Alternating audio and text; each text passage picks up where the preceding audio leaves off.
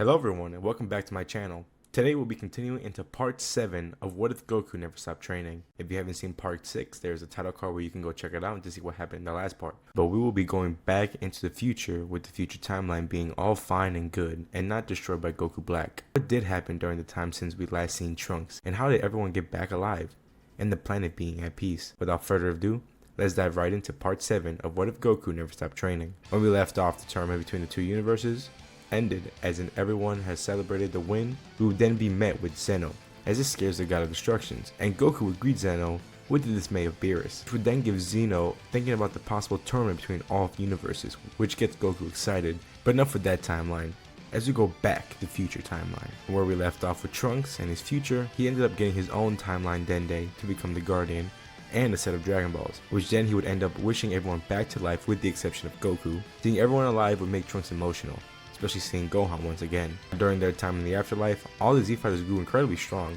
with Gohan and Vegeta learning Super Saiyan 2 and the other Z Fighters learning the Kaioken. Easily, any of the fighters currently could beat off the androids, but Trunks wanted to defeat them on his own, so Gohan and Vegeta would train him in the time chamber to catch him up and teach him the Super Saiyan 2 form, which he learned rather quickly. After a few hours of the chamber, they finally get out, and Trunks grew much stronger. Not stronger than most of the fighters, but definitely way stronger than the androids. And when he would attack the androids, the fight is more one-sided than it was in the anime, especially with Trunks having Super Saiyan 2. After the defeat of the androids, things calm down a bit. It would appear a bit later to everyone's shock, but would be defeated rather quickly, since he doesn't have any androids to absorb, and he's not as strong as normal. So now some time would pass. Most of the fighters would continue training, but Gohan actually would continue his dream of becoming a scholar, which most of them accepted after being put through hell for years. Trunks stayed training with his father, continuing to get stronger, Vegeta managing to obtain Super Saiyan 3 as the others continued their training. One day in Capsule Corp, while Vegeta and Trunks were training, they would be met with the Supreme Kai and Kibito, telling them about the threat of Babidi and Majin Buu.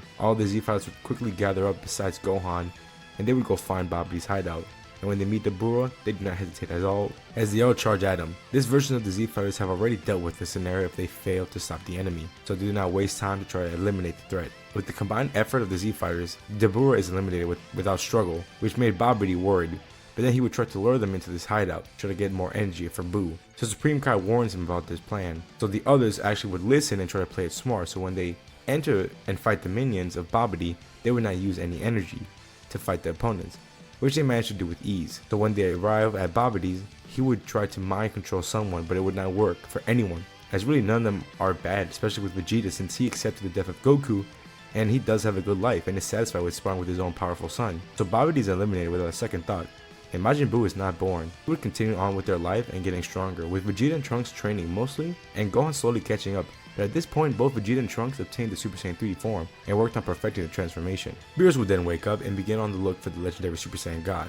Immediately, they head to Earth, King Kai giving a heads up to Vegeta about Beerus' arrival, and this scares him a bit. Once he arrives, Vegeta does try to put up a match against Beerus, but it is quickly shown that he is no match for him. Even Trunks tries to fight him, but loses without effort. Beerus does show his anger about the legend not being real and begins to create an attack meant for destroying the planet. But then Trunks gives an idea of collecting the Dragon Balls to bring the Super Saiyan God. They collect the Dragon Balls and to learn about the ritual and the history of the Super Saiyan gods, which worries the Saiyan, as who could they even use since there are only 3 of them. Bulma reveals that she will be having another child, which makes Vegeta happy, but they are still in need of 2 other Saiyans. Whis would decide to try to give them a helping hand and search for any other Saiyans, which he finds Paragus and Broly in the distant planet far away. But only Broly would be able to help. He teleports them to the planet, which confuses Paragus, but when he sees Vegeta, he tries to attack him, but he's easily knocked out by Vegeta. Whis would then say there isn't anyone else until Gohan brings up Goku, who passed away and now is in the afterlife. Whis sees this and finds Goku and decides to bring him to Earth, which shocks everyone after not seeing him for a while. Goku is glad to meet everyone again, but gets caught up with what is going on, and they would quickly do the ritual to Vegeta as he gains the form. He would then fight Beerus, and their battle will be on par to the one in canon. Afterwards, Vegeta asks to train under Beerus, which he does accept and offers it to both Gohan and Trunks, but they do decide to deny the offer for now. Vegeta does ask Goku for a sparring match before he has to leave, and without hesitation, Goku would accept. During his time in the afterlife, Goku has perfected the Super Saiyan 3 transformation and is insanely strong even without having God Ki. Their fight is amazing, and Vegeta having to use some of the power from the recent boost he has gotten which ends up giving him the edge in the battle, but he does not consider it a win since of this boost that he has gotten. Sadly though, Goku would have to return back to the afterlife. I mean, Whis could revive him, but there's no real reason to currently, so he would be brought back. Vegeta is then reminded about the problem with Paragus and Broly. After the fight with Goku and everything he has experienced, he decided to somewhat take the role of Goku and do things his way. He takes Broly in and wants to train him up, while they are both on Beerus' planet. He does also apologize to Paragus for what his fathers did to him, and would like for him to stay on the planet to live a peaceful life. Paragus does still show some resentment to Vegeta, but currently he doesn't have much of an option to fight back since everyone is much stronger than him, and learning about the new god power Vegeta has gotten,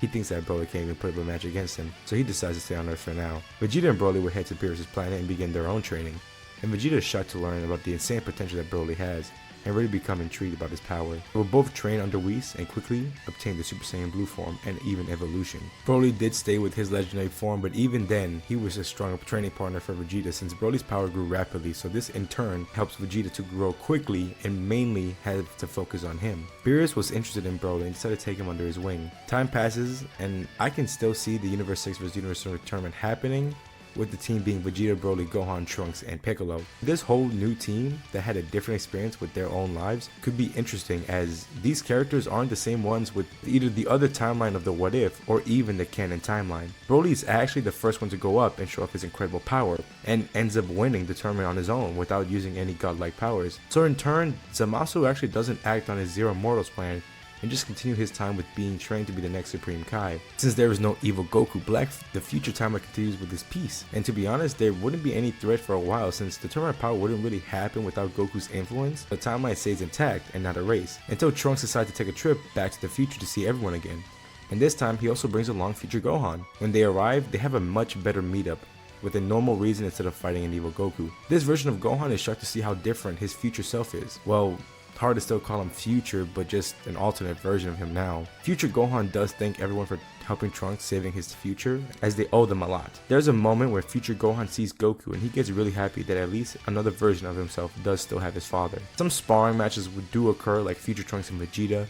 Their fight is a fun fight, but future Trunks sees how big the gap is with someone who has a godlike form and thinks about joining his father in his own timeline with training with Beerus. Future Gohan and Goku, their fight is more on catching up and Goku passing on some wisdom to his son. Future Gohan would also spar with his other version, and he sees the form that his alternate him has, which was Super Saiyan 4, which shocked him on how strong he can get and still be a scholar. So this motivates future Gohan to keep up with his own training. The two future half Saiyans did fight against the two young half Saiyans, which to be fair is a weird fight for the two time travelers since future Trunks is fighting his younger different version of himself, and future Gohan fighting what would have been his younger brother, which somewhat hurts him as he would never have his own version of Goten.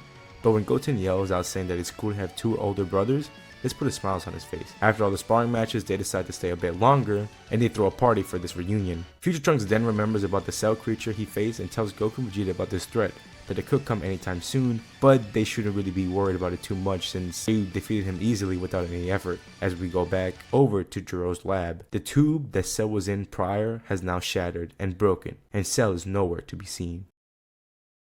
Tell me how y'all think about this part and how I did with the non-existent Goku Black art. How do you feel with the future timeline actually being fixed all the way and somewhat having its own story that is completely different from the present timeline that we are going through? What would y'all think would have happened differently? If y'all are interested and enjoy, please leave a like and subscribe. Hit the notification bell to be alerted when I post another video.